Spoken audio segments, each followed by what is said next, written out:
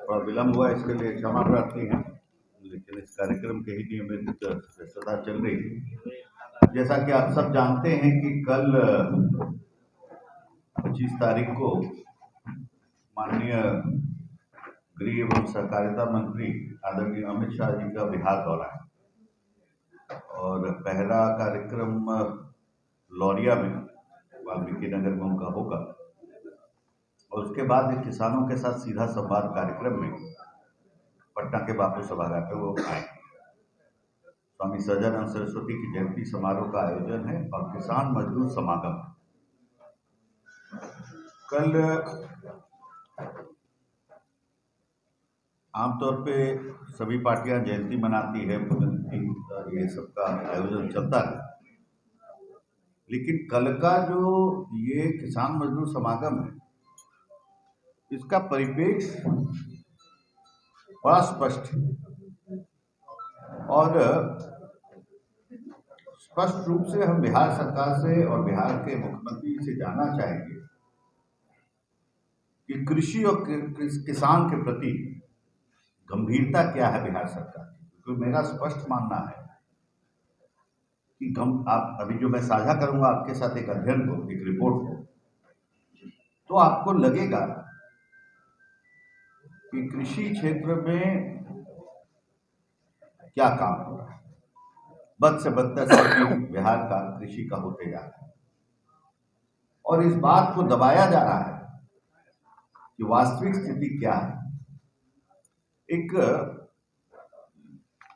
भारत का बहुत ही प्रतिष्ठित संस्था है national council of applied economic research, NCAER, और उसका विशुद्ध बिहार पे एक अध्ययन हुआ और बिहार के कृषि क्षेत्र पर DFID भी एक बहुत बड़ी अंतर्राष्ट्रीय संस्था है, उसके साथ मिलकर उन्होंने अध्ययन किया। अध्ययन का जो सार है वो बड़ा चौंकाने वाला है। वो इस प्रकार से है कि वो कहता है कि जो कृषि रोड मैप की इतना चर्चा करते हैं मुख्यमंत्री, अभी 3 दिन पहले भी इस कार्यक्रम घोषणा के बाद कृषि समागम प्रशासन आनंद फानंद में किया, चौथे कृषि रोड मैप की तैयारी।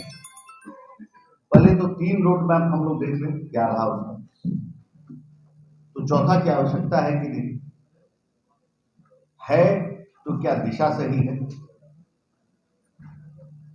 देखिए, जब ये रोड मैप का जब कॉन्सेप्ट आया था तो बिहार का जब बंटवारा हुआ बिहार और झारखंड में, तो ऐसा माना गया कि बिहार में कुछ बचा नहीं कृषि और किसान के अलावा, तो कृषि को बढ़ावा देने की आवश्यकता बहुत है। और जो उसके पहले का लगभग 2000 के आसपास का जो हाल चाल था यहाँ का, 2001 से 2001-2 से लेकर 2007-8 तक मात्र 2% कृषि और उससे संबंधित गतिविधि का दर था। और पहला जो एग्रीकल्चर रोड मैप आया, कृषि रोड मैप, तो पहले 4 साल उसमें एक बढ़ावा देखने को मिला जो 3.1% पे पहुंचा। और जो फंड अलॉट हुआ था पहले रोड मैप का, वो मात्र 6135.79 करोड़, मात्र 6135.79। अब आइए दूसरा रोड मैप आता है 2012-13, और यहां से पहला का 4 साल के बाद जो गिरावट शुरू होता है, वो गिरते गिरते गिरते जो है दूसरा में गिरा और फिर तीसरा में गिरा। आप जो गिरावट का जो दर है, पहला में तो 3.1% एक उछाल हुआ तो गया, उसके बाद दूसरे में गिर के आप वो पहुंच गया 1.3%, और उसका औसत आप निकालिएगा 2001 से लेकर 17 तक का, तो 2% था। तो 12-13 से लगातार कृषि दर का एक गिरावट का ट्रेंड जो है बड़ा स्पष्ट दिख रहा है। अब प्रश्न ये उठता है कि जब पहला जो तथाकथित थोड़ा उछाल आया तो उसके लिए जो फंड अलॉट हुआ था वो था 6,135 करोड़, और दूसरा जो हुआ 12-13 में उसमें जो फंड अलॉट हुआ वह हुआ 1.49 लाख करोड़, लगभग 1.5 लाख, और गिर रहा है। फिर तीसरा जो आया 17-18 में वो हुआ 1.54 लाख करोड़, और बढ़ा, फिर गिर रहा है। चौथे की तैयारी है, आप लोग सब देखें, 4 दिन पहले जो है उसका घोषणा की है। तो बड़ा स्पष्ट मानना है कि ये पैसा गया कहां, किसके खेत में गिरा। 1.5 लाख करोड़, फिर 1,54,00,000 करोड़, 1.54 लाख करोड़, ये गया कहां, और 6,000 में उछाल आने लगा।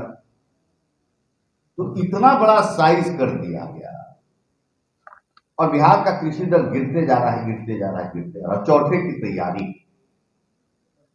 तो बिहार की जनता और किसान तो पूछेंगे कि क्या है।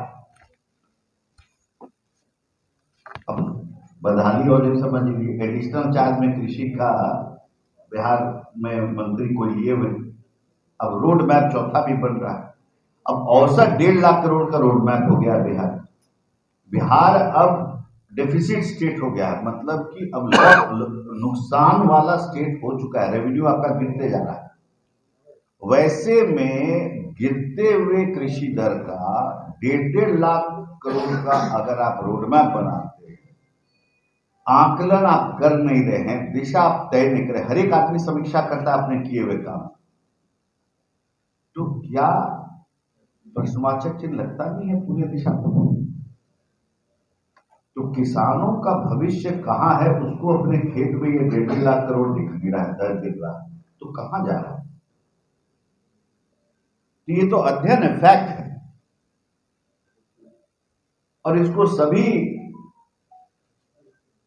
आप देख सकते हैं कि आप लोग भी देख सकते हैं। इस पर हिंदुस्तान टाइम्स का बहुत बड़ा आर्टिकल भी है।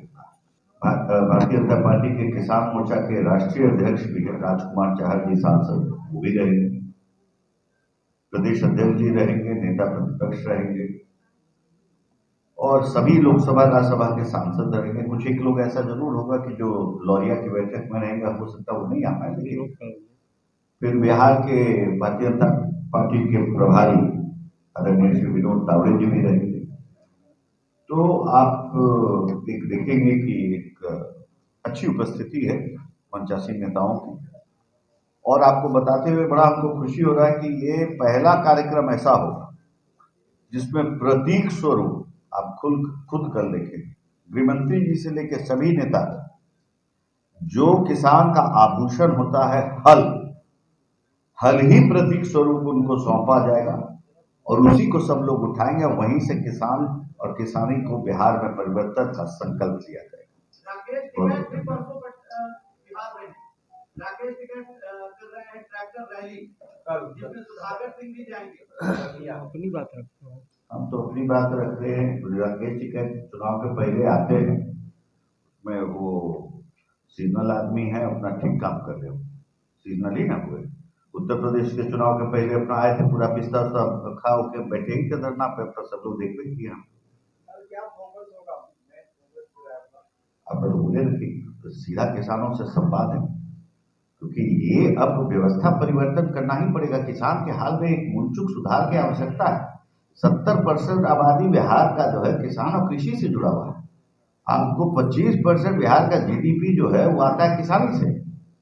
तो ऐसी व्यवस्था में जो फैक्ट्स एंड फिगर्स आपके सामने है, और फिर एक रोड मैप की बात हो रही है बिना समीक्षा किए हुए, जबकि पूरा ट्रेंड बिहार का कृषि का डिक्लाइनिंग ट्रेंड है, और 1.5 लाख करोड़ रुपया उसमें जा रहा है। तो ये कहीं ना कहीं एक बड़ा प्रश्नवाचक चिन्ह खड़ा कर ही रहा है कि दिशा क्या है। निर्णायक चर्चा होगी। आप सब साथ इल्जाम लगा रही है कि किसान आंदोलन में 700 किसान मारे गए, पहले उसके लिए अमित शाह जी माफी मांगे, फिर किसान की बात करें पटना में।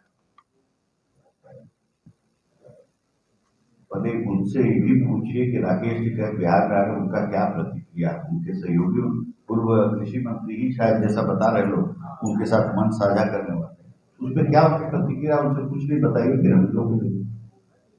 विवेक जी, माना जा रहा है कि पूरे बिहार की राजनीति पिछड़ों पर शिफ्ट कर रही है और आपको जिम्मेदारी दी गई है भाजपा की तरफ से कि आप अगड़ों की राजनीति करें, इसीलिए स्वामी सहजानंद सरस्वती की जयंती मनाई जा रही है। देखिए, ऐसा है कि किसान का कोई जात नहीं होता है, और ये हमारे और आपके अगर ऐसा हम सोच रखते हैं तो हम लोग का संकुचित सोच को ही दर्शा रहा है ये बात, और ये दुखद है।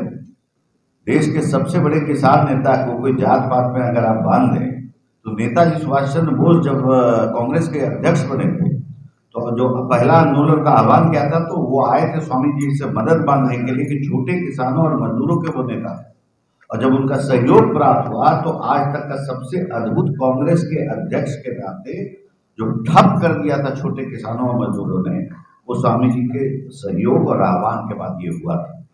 लेकिन दुर्भाग्य क्या है कि आप बताइए ना कि बिहार डायरी आप लोग सब लोग देखते हैं, छपता है, वो सरकार द्वारा प्रकाशित होता है, सभी पुण्यतिथि और जयंती का जिक्र होता है, विभूतियों का।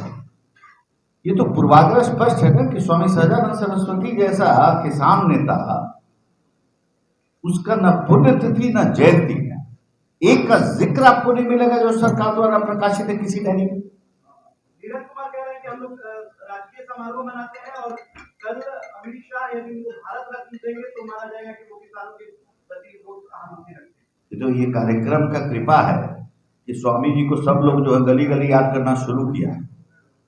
पहला बार आप देखे होंगे कि एक ही तो चीज है, पूरे बिहार में कोई प्रतिष्ठान नहीं है इतने बड़े विभूति, वो तो कुछ एमएलए, एमएलसी, माँ चंद्र बाबू, इन लोग सब मिल के चिल्ड्रंस पार्क में एक मूर्ति बनवाए, वही आधार बना है मुंह छुपाने का, जो 4 दिन पहले लोग गए हैं जाके वहां पर राजकीय कार्यक्रम हुआ।